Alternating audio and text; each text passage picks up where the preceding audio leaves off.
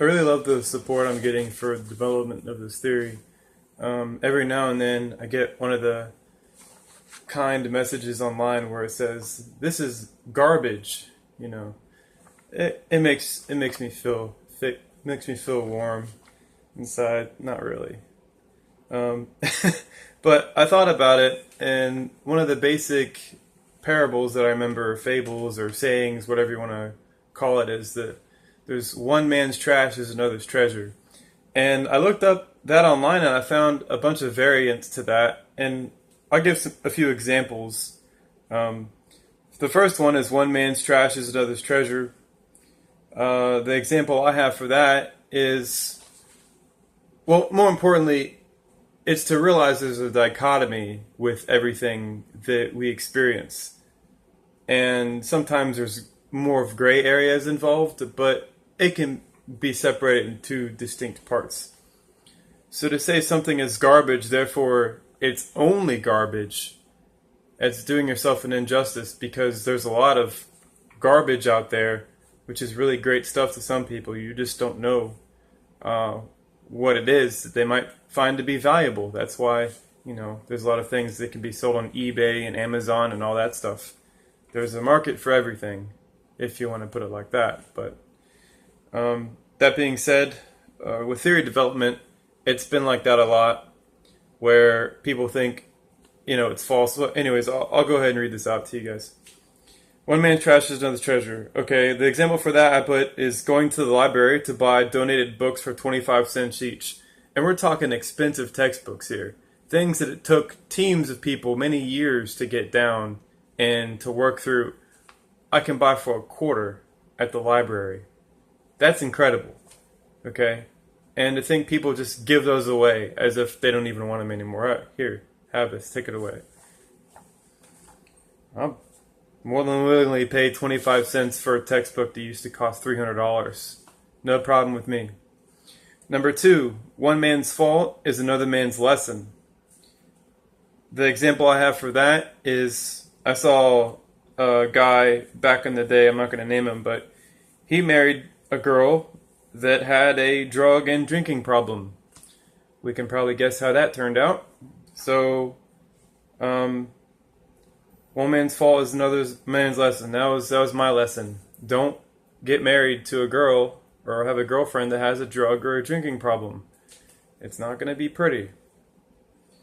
Number 3, one man's anguish is another's sport. This one I had to think about it, but then it made immediate sense. UFC fighting. That would be very bad, painful, not a lot of fun for me. The guys that do that, I guess, they get a high off getting punched in the face and getting kneed in the chest. And there's one video I remember seeing of a UFC fighter. He got kneed so hard in his skull, in his, what do you call this part of your skull? I can't remember. Frontal something. But he got kneed so hard that the knee of the other guy crushed his skull inwards and broke all these bones right up here. To think guys like doing that. To me, that would be fucking horrible. Anguish, okay? But to those guys, it's a sport. They like doing it. No thank you. Number 4, one man's safety is another's destruction. I had to think about this a little bit too. And perfect example is flying a plane. A pilot would be safe because he knows what he's doing. But a person trying to fly a plane, or at least landing or taking off, is probably not going to have a good time. They're probably going to crash. So it's safe for a pilot to fly a plane, but for somebody who hasn't been trained, they'll probably get seriously injured or die. Number 5, one man's ceiling is another man's floor. I know people that live in apartment buildings, they go through this all the time with, random noises coming up from the top of the building. Nobody really knows what they're doing up there half the time. And frankly, I don't want to know what they're doing. Too much information. Number 6, the whole um, the whole flat Earth thing can be summed up with this, and religion and aliens and ghosts and Sasquatch and you name it, is one man's falsehoods is another's truth. What you consider to be true might be somebody's complete opposite. Like, they might think it's just complete nonsense. It's just a bunch of hocus pocus or whatever, voodoo. And it's a lot of fun to look at a lot of videos on YouTube where it'll have ghost sightings, videos of ghosts and apparitions and things flying off shelves and that kind of stuff. So you'll have people out there that are like, oh, that's all staged, this is all CGI, none of this is real, it's all, fake. Every single video, every single experience, it's all fake, fake, fake, fake, fake. And the same thing, they do that with extraterrestrials and visitations and accounts of abductions and things like that. They say, well, oh, it's fake, fake, fake, fake. There's nothing real about it. Shut it all down. None of that's real.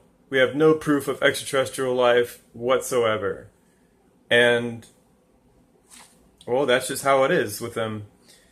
And that's their falsehood. Their falsehood is aliens. But the people who have actually seen craft flying around, like the most recent one that's been released by the government of that 46-foot long Tic Tac hauling ass everywhere and being tracked and being reported by the pilots that were stationed on that aircraft carrier. It's just, that's just how it is. There's a dichotomy there. So anyways, I don't want to keep this video too long, but it's very interesting to note that it's very easy to make things black and white. It's very easy to discredit everything that's happened with specific instances of ghosts or aliens or, religion, to throw everything out and discredit everything that these people have seen or went through or believe in a black and white kind of fashion, I think does an injustice, because there might be something important in there that you might learn something from. There might be a special instance where it opens your eyes and it's like, oh, that's what that was, and you remembered something that happened to you in the past, but you had no explanation for it. Or with religion, the whole God thing has obviously been argued about for a long time, but there are certain values that some religions teach that are actually good. Many of them are really bad, but some of them are good, some values, that benefit, your life and your overall well-being. But to say, oh, our religion just believes in God and they center everything about that, it does an injustice to things that are good that it can offer you. And that being said, with my theory development, I'll wrap it up with this. It's really difficult to work on something that is so different on the very base level, because what that does automatically is shut people's minds down once you get the base stuff down. They can't consider that maybe the base stuff they know is incorrect, because what that does is it goes up and up and up and up to all the assumptions that they made and all the truths they formed in their mind that are based off of a base philosophy. And my listeners already know that base philosophy is that stars and planets are mutually exclusive. They're not. They're the same things. Earth is a many billion-year-old core of an ancient star, and we can see different stages of this in the exoplanets and the stars that are in the galaxy. Of course, that's a truth to me, but I always have to remind myself that that is not a truth to the vast majority of astronomers. And it's going to take quite a long time for them to get it, because they're still teaching incorrect information in the colleges. So the people who understand this theory are in marketing. They're called the early adopters. So you got a lot of time, very, very few people, but a lot of time of early adoption. And I'm just waiting for it to go to the next level. I think Baz is taking it to another level that I didn't even see before with Instagram and making those memes which I thank you for making those memes, Baz. It's fantastic work. Um, Definitely expands the audience significantly. People who wouldn't have seen this stuff before are now seeing it, and that is saying a lot.